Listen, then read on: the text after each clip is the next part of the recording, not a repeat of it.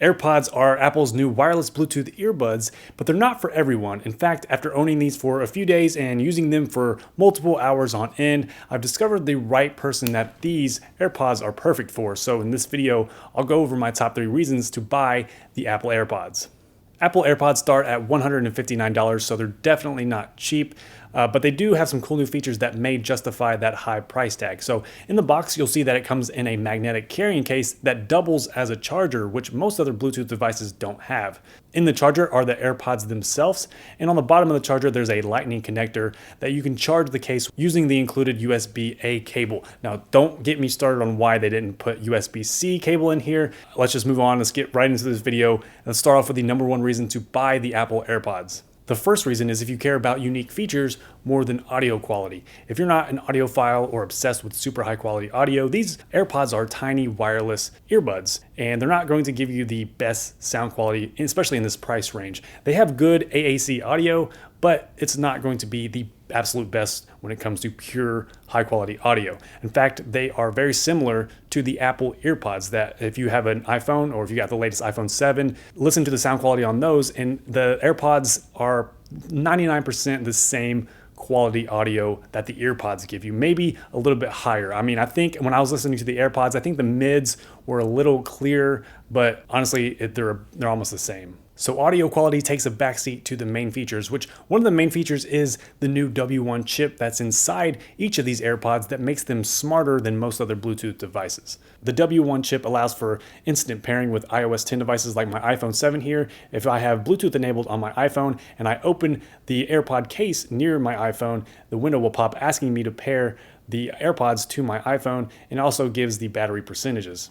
The W1 chip also makes the AirPods more power efficient, which leads to longer battery life. Apple claims you can get 5 hours of listening time on the AirPods themselves. Now, in my first 2 hours of using these, it went down from 100% to 65%. So you can expect to get about 5 to 6 hours of battery life with the AirPods. The case also has its own rechargeable built-in battery. So if you are out and about and the case is charged up, you can put your AirPods into the case and the case will actually charge your AirPods. And Apple says that the case provides 24 additional hours of use. W1 chip also works with small infrared sensors in each AirPod that can detect when you've put them in your ears, so music will automatically play when you put the AirPods in, and music will automatically pause when you take one or both out.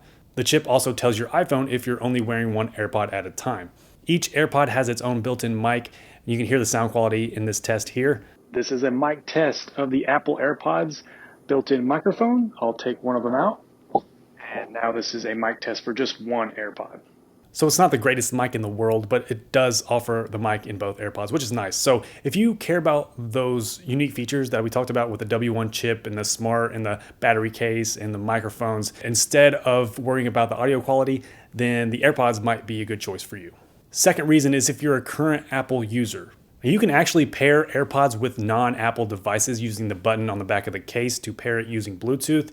However, I wouldn't even consider buying the AirPods if you don't own at least 2 of the following devices: an iPhone or an iPad running iOS 10 or later, a Mac running macOS Sierra or later, or an Apple Watch running watchOS 3 or later.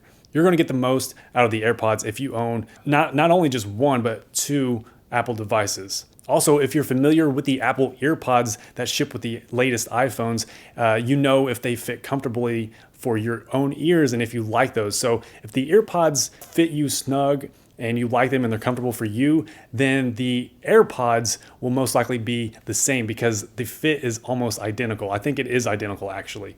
And the same is true if they don't fit you. If you've had bad experiences with the latest AirPods, if they don't fit you right, if they're not comfortable for you, then the AirPods are going to be the same. They're not going to be comfortable and they're not going to fit well. As for me, the AirPods fit very well. They're a snug and secure fit into my ear. They're comfortable. I can run at full speed without them becoming loose or falling out. I can shake my head. So they're great for working out. Again, that's all going to depend on your own ears. You know, all ears are different. Another good thing about owning multiple devices is once you pair the AirPods with your initial Apple device, it will automatically sync across all your devices using iCloud, so you can instantly hand off from your iPhone to your Mac and to your iPad to your Mac, whatever you have. So if you're pretty well invested in the Apple ecosystem like me, the AirPods seem to be a good choice. Third reason is if you want to go minimalist as possible. This is where AirPods are really polarizing. They go full out minimalist, which will appeal to some users, but will also cause hatred from others. My current Bluetooth headphones are each under $50, so they're a lot cheaper, but they also include physical buttons on the side so that you can control the play, pause, and skip, which AirPods do not have because AirPods are completely different. Obviously, there are no cords, which means no more messy tangled wires, which makes it very simple to manage and a good enough reason in itself to get AirPods if you don't currently own Bluetooth headphones.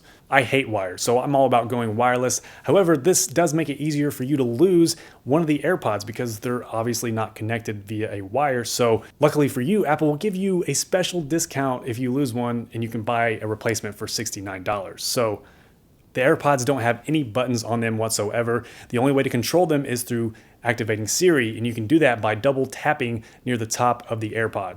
I'm so used to just tapping my earbuds for the purpose of getting them to settle in and fit, but now with the AirPods, that actually activates Siri, where you can control your music. You can tell Siri to play the next song or mute or turn the volume up. So it's going to take some getting used to. Of course, the double tap gesture can be customized in your Bluetooth settings or even turned off completely. Now, I've found that voicing commands through Siri does work pretty well when you can get it to activate, because sometimes I can't get it to activate because the AirPods don't actually have a touch capacitive surface on them. The double tapping is actually for the accelerometers that are built into the AirPods. So the accelerometers are the ones that are detecting that double tap, not a touch surface. And that's going to require more force when you're tapping on the AirPods. So it's kind of annoying when you're constantly banging your eardrums. Sorry, phrasing.